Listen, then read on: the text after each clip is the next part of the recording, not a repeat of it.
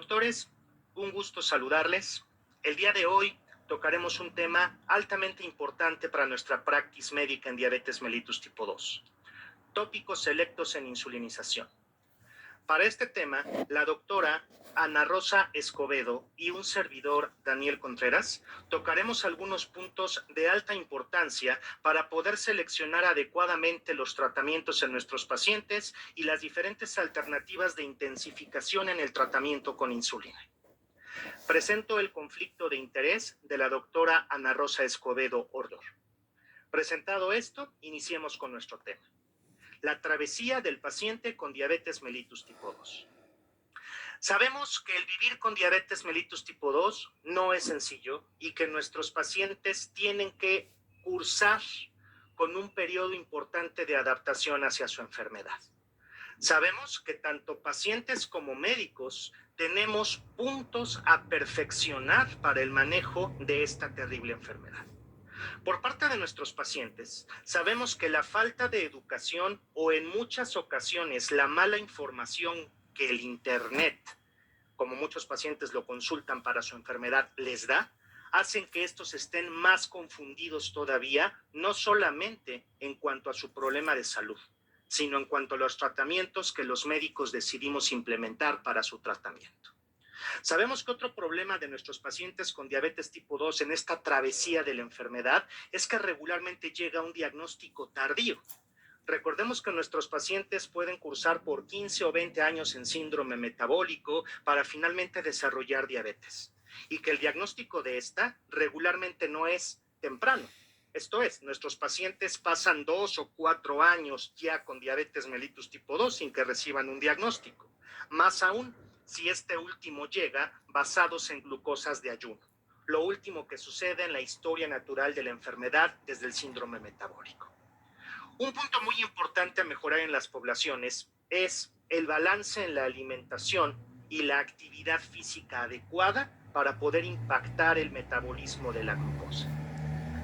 Esto, pues, son los principales puntos que representan una barrera para un buen control por parte de los pacientes.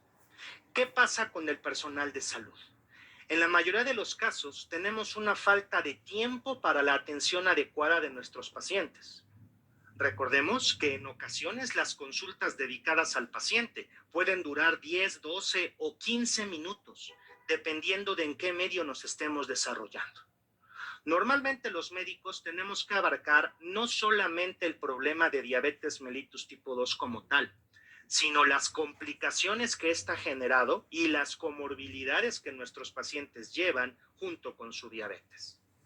En muchas ocasiones, la complejidad en el cálculo de las dosis de ciertos tratamientos o la complejidad para poder aterrizar y explicar a los pacientes de una forma adecuada el uso de los mismos también representa una barrera para el control adecuado de diabetes.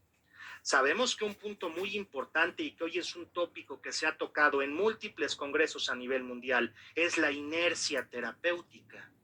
Una inercia que en muchas ocasiones no nos permite identificar el momento adecuado para la intensificación de los tratamientos en esta enfermedad.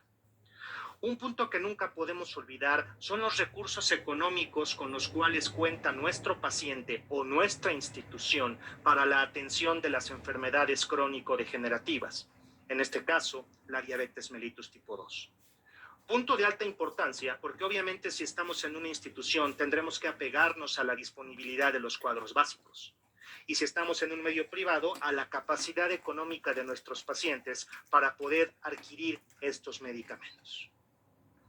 En suma, toda esta travesía que el paciente atraviesa con la enfermedad, con el componente del paciente mismo y del personal de salud, hace que abordar integralmente la diabetes mellitus tipo 2 no sea una labor sencilla. Y por ende, tocaremos algunos puntos importantes para tratar de atender de una mejor forma esta terrible enfermedad. Un punto primordial para poder elegir un adecuado tratamiento en el paciente es perfilar a nuestros pacientes con diabetes mellitus tipo 2. ¿Qué significa esto?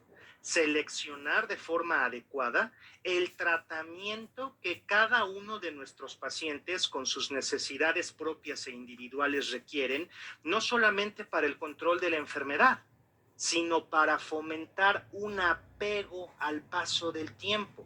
Recordemos que el éxito en diabetes es llegar a una meta de control y mantenerla. Y este mantenimiento obviamente depende de una adherencia al paso del tiempo.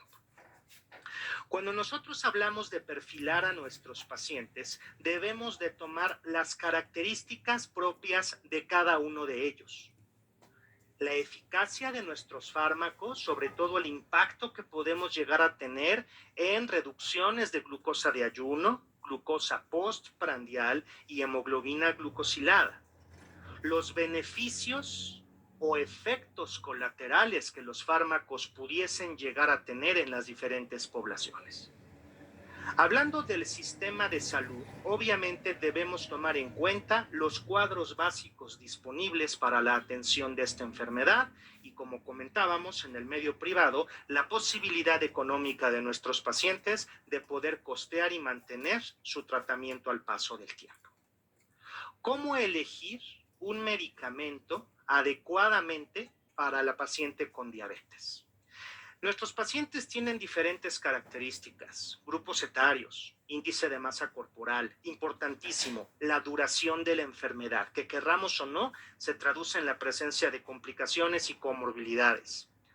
¿Con qué niveles de hemoglobina glucosilada se encuentra nuestro paciente y por ende cuál va a ser la potencia que voy a requerir para poder llevarlo a una meta de control?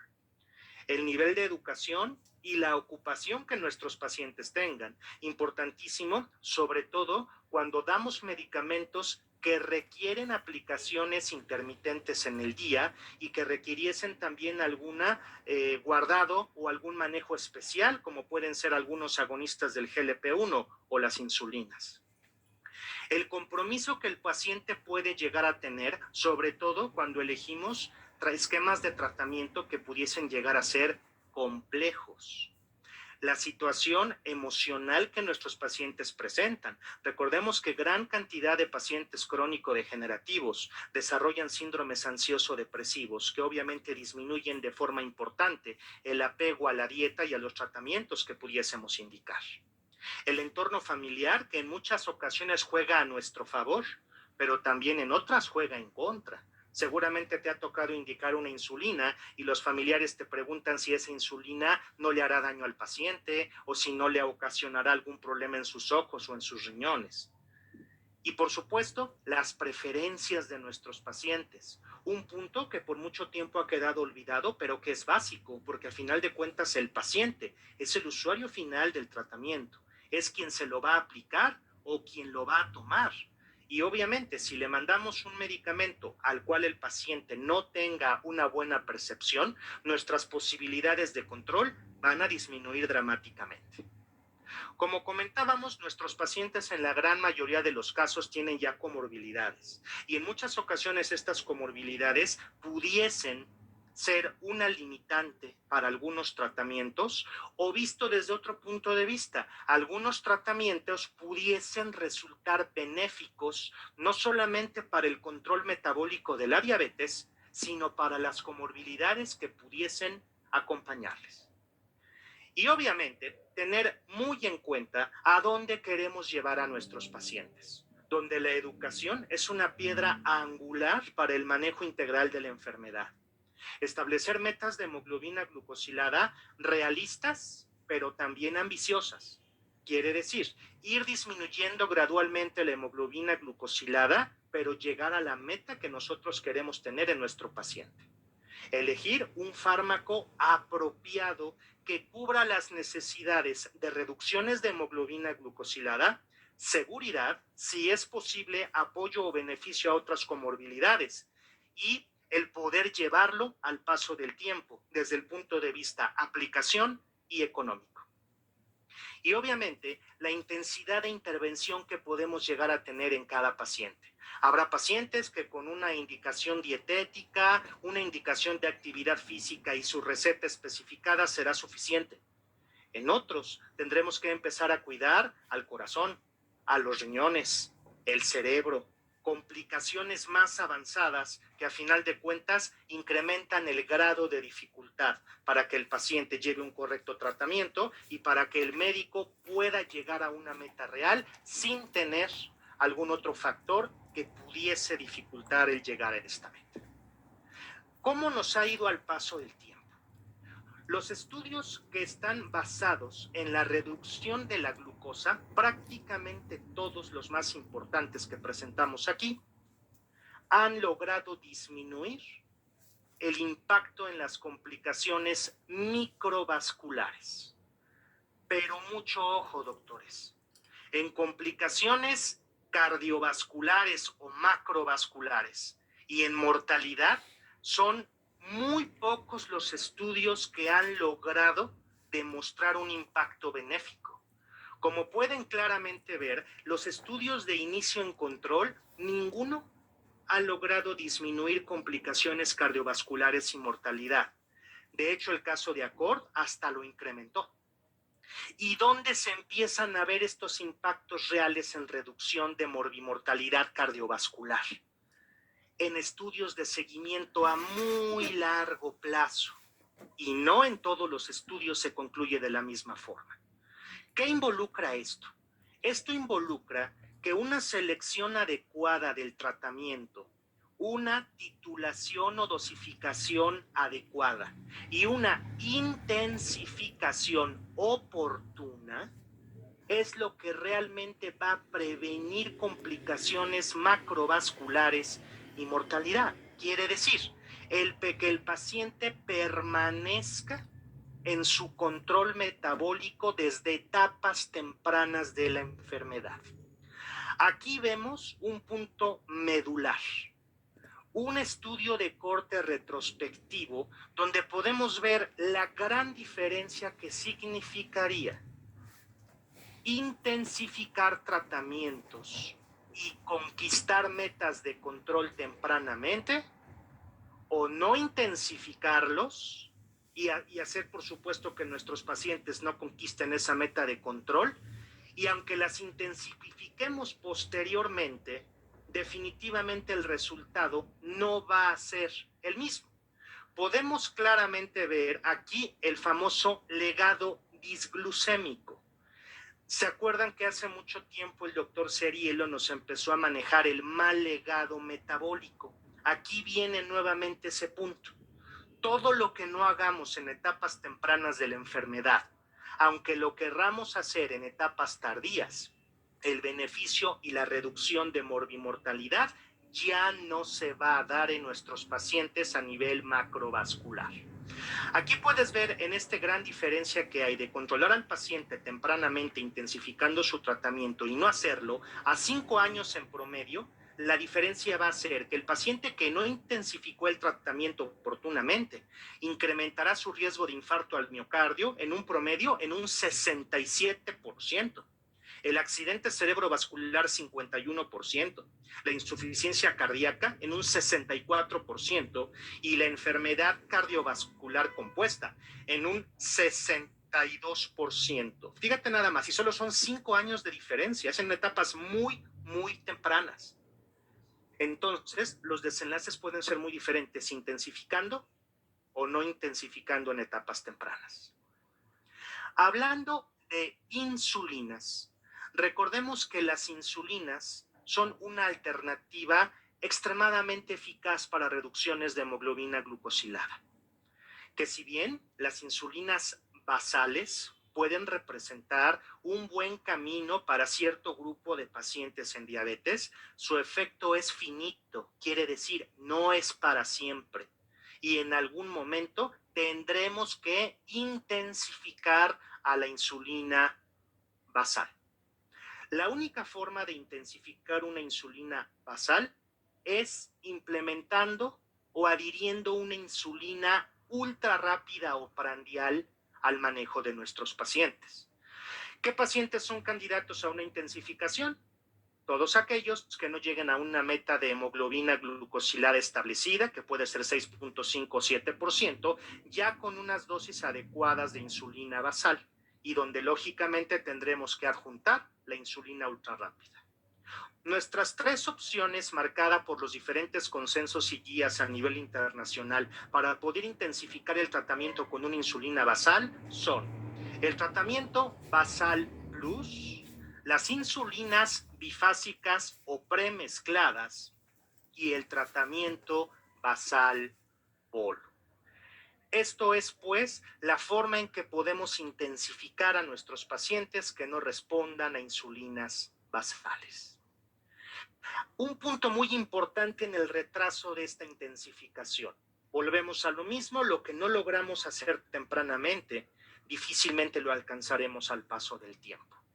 Aquí, Urbi Desai nos presenta un estudio retrospectivo, un análisis retrospectivo, donde se toman a pacientes que están con antidiabéticos orales, metformina en la mayoría de los casos y algunos también con sulfonilureas, y se les empieza a dar un seguimiento hasta que se detecta realmente que hay un descontrol de hemoglobina glucosilada mayor al 7% de 3 meses o más. Y Urbi Desai nos presenta bajo qué escenario se intensifica al paciente, dándonos tres posibilidades. Intensificación temprana, definida como en los primeros 12 meses de que se detectó el descontrol. Intensificación intermedia, definido como una intensificación del tratamiento que se da entre los 12 y los 24 meses a partir del descontrol, y una intensificación tardía, partiendo de agregar tratamientos después de 24 a 36 meses del descontrol. Un punto importantísimo aquí a tocar. Dense cuenta cómo el 54% de los pacientes no intensificaron en los primeros 36 meses. Y el 44% dentro de ese 54% de pacientes que no intensificaron nunca. O sea, el médico no detectó el momento para intensificar y se fueron pasando los meses y jamás se intensificó. Imagínense lo grave que es esto. En los que sí se intensificaron, que fue el 46%, que son los porcentajes que vemos aquí, el 25% se intensificó tempranamente, el 13% se intensificó intermediamente y el 8% se intensificó tardíamente. ¿Cuánto tardaron los pacientes en controlarse? Los que se intensificaron tempranamente, 20 meses para llegar a un control. Los que se intensificaron intermediamente, 24 meses, y los que se intensificaron tardíamente, 25.7 meses o más. ¿Qué probabilidad hubo de lograr un buen control glucémico intensificando tempranamente versus intermediamente versus tardíamente? La diferencia que hubo entre los pacientes que se intensificaron tempranamente y los que se intensificaron de forma intermedia fue una diferencia de 22% menos posibilidad de llegar a meta de control. Y a su vez los que se intensificaron tardíamente, 28% menos probabilidad de lograr meta de control. El mensaje, doctores, es muy claro. La intensificación oportuna o en etapas tempranas marca una enorme diferencia en los desenlaces de las comorbilidades y complicaciones que acompañan a la diabetes mellitus tipo 2. La invitación es: tomemos esta travesía de nuestros pacientes con diabetes mellitus tipo 2, rompamos inercias terapéuticas, identifiquemos puntos de oportunidad para mejorar el control glucémico, individualizando y perfilando a nuestros pacientes, e intensifiquemos nuestros tratamientos en etapas adecuadas para realmente poder cambiar desenlaces en diabetes mellitus tipo 2.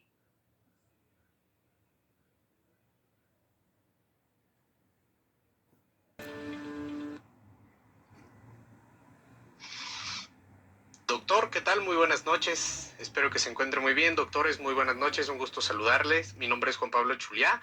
Contamos con la presencia del doctor Daniel Contreras. Doctor, yo le voy a estar haciendo las preguntas conforme fueron llegando en el chat para ver si puede ayudarnos con su experiencia y ayudarnos a responder estas preguntas, doctor. Gracias, Juan Pablo. De acuerdo, doctor, muchísimas gracias. Y doctor, empezando un poco por la primer pregunta, doctor, empezamos con un tema que dice, ¿la fructosamina ayuda en el monitoreo del manejo del paciente diabético como lo hace la hemoglobina glucosilada?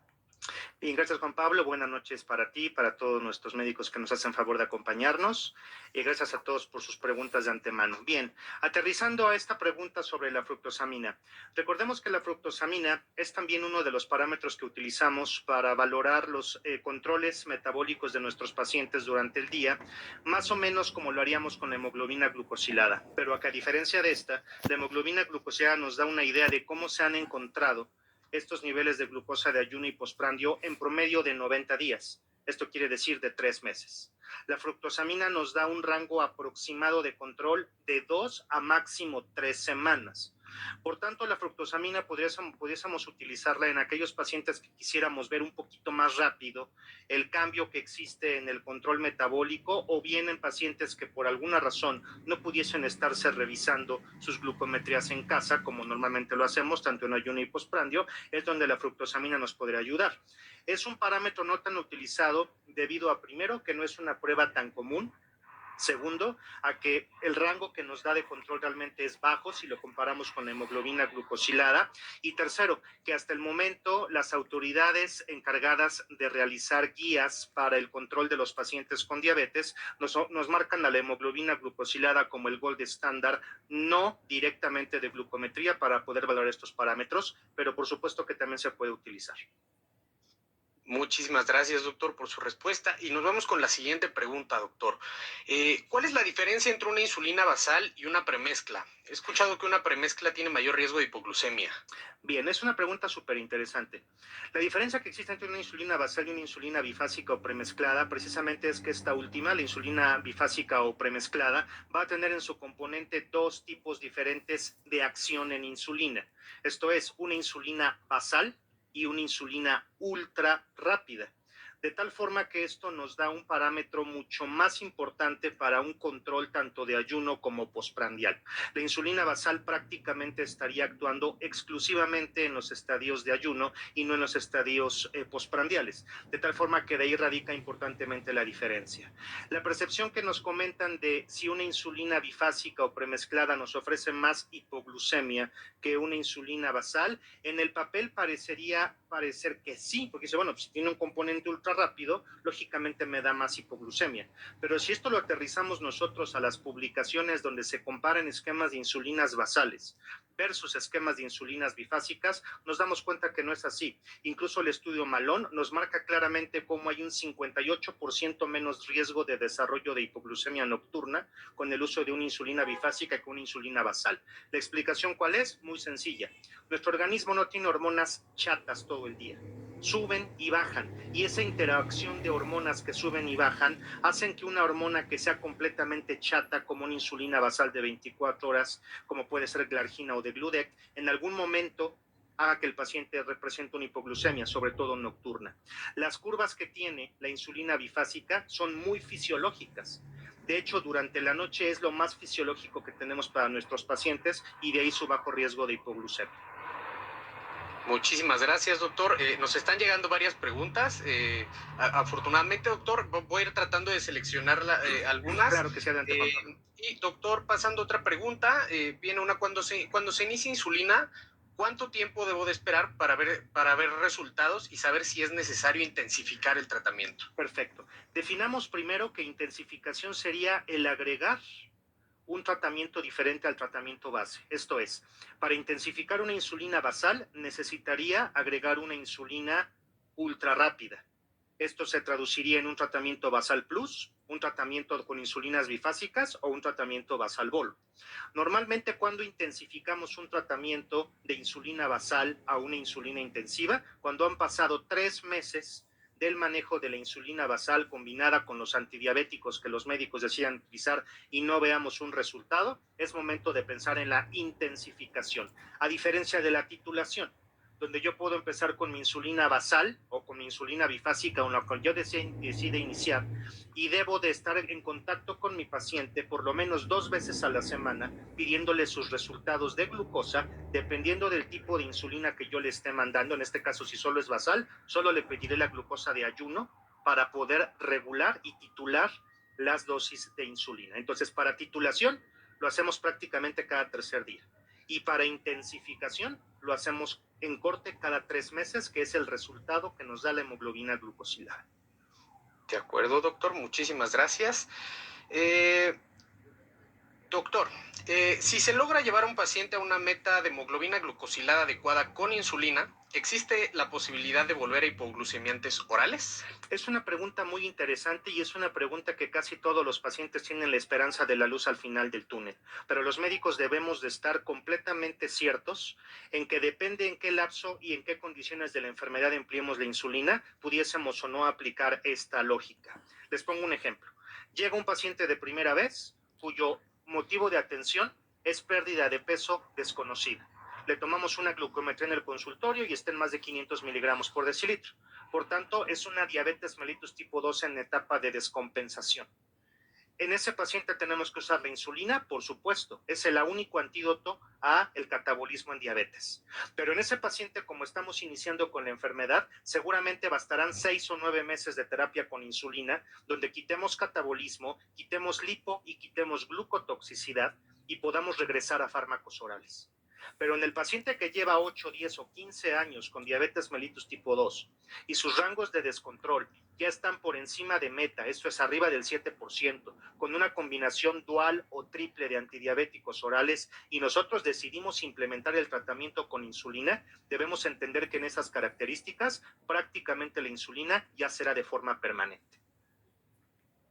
De acuerdo, doctor, muchas gracias. Una pregunta más. ¿Sí? ¿Cuál sería la dosis máxima de insulina basal por kilogramo para ya no incrementarla? Bien, recordemos que en diferentes estudios se ha buscado cuál es la dosis terapéuticamente hablando más efectiva de insulina basal. Dentro de esto, diferentes investigadores han llegado a la conclusión que una dosis máxima terapéuticamente hablando de una insulina basal es 0.5 unidades por kilo. ¿Qué quiere decir esto? Si nosotros empezamos una insulina basal a 10 unidades antes de la cena o 0.2 unidades por kilo, que es lo que marcan la mayoría de las guías, tenemos un rango de titulación hasta el 0.5 unidades por kilo. Traducido, un paciente de 80 kilos, la dosis máxima terapéuticamente hablando de insulina basal para él serían 40 unidades. En el momento que lleguemos a las 40 unidades, si nosotros no llegamos a la meta terapéutica que establecimos con el paciente, ya no deberíamos de seguir incrementando las dosis de insulina basal. Lo único que lograríamos es incremento de riesgo de hipoglucemia y ganancia de peso en el paciente. En ese momento deberíamos ya de incrementar el tratamiento y hacer una intensificación a esa insulina basal. De no hacerlo y seguir titulando la dosis de insulina basal a más de 0.5 unidades por kilo, caeríamos en el fenómeno de hiperbasalización, que consiste en el abuso de unidades de insulina basal, tratando de buscar una meta de hemoglobina glucosilada que no se va a conseguir y que solo incrementa riesgos de hipoglucemia y ganancia de peso en los pacientes. De acuerdo, doctor, muchas gracias. Una pregunta más. Doctor, ¿cómo es el esquema basal plus y el esquema de conversión a insulina bifásica? Bien, ¿cómo es el esquema basal plus? El esquema basal plus es un esquema de insulina donde nosotros tenemos una insulina basal y vemos que no es suficiente. Vemos el perfil del paciente para un tratamiento basal plus, el cual debe incluir pacientes que solamente tengan un alimento hipercalórico al día y 2 alimentos isocalóricos, para que en ese alimento hipercalórico podamos aplicar nuestra dosis de insulina ultra rápida. ¿Cómo la calcularíamos? Tomaríamos en promedio 10% de la cantidad de dosis de insulina basal que el paciente recibía. Volvemos al ejemplo del paciente que recibe 40 unidades de insulina basal. Entonces tomaríamos de allí el 10%, que serían 4 unidades. Esas 4 unidades las colocaríamos antes del alimento calóricamente más importante del día, y eso forma el tratamiento basal plus.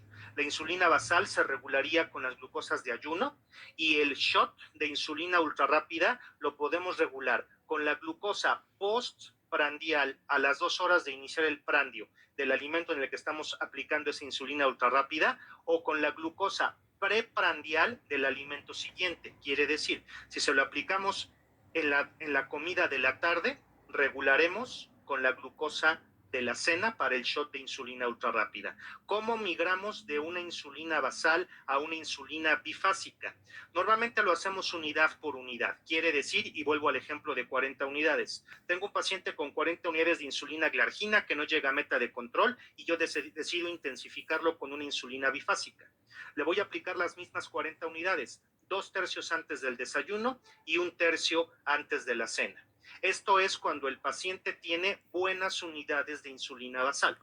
Cuando no es así y el médico valora que no va el paciente a responder, que está muy lejos de meta de control, aún titulando la insulina basal, entonces mejor podemos empezar 0.5 unidades por kilo de insulina bifásica y administrar 2/3 antes del desayuno y 1/3 antes de la cena.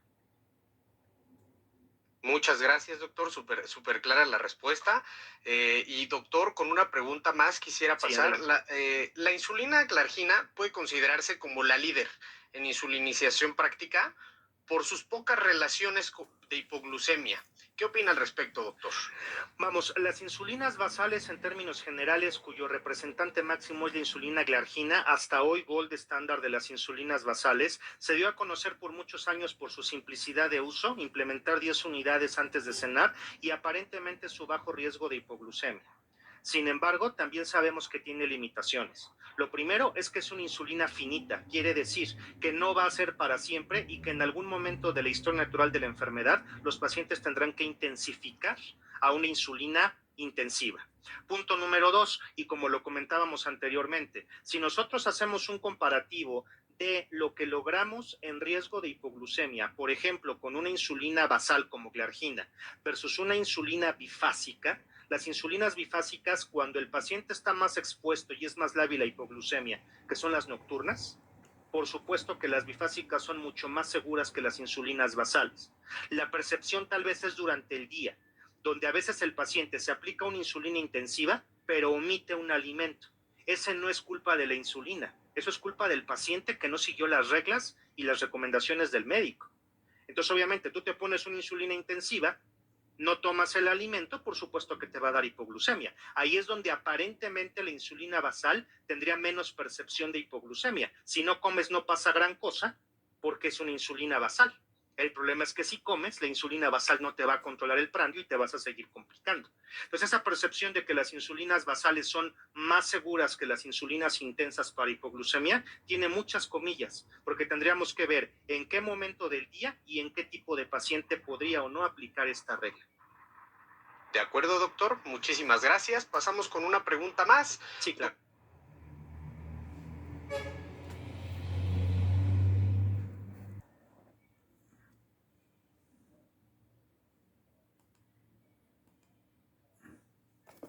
Muchísimas gracias. Pasamos con una pregunta más.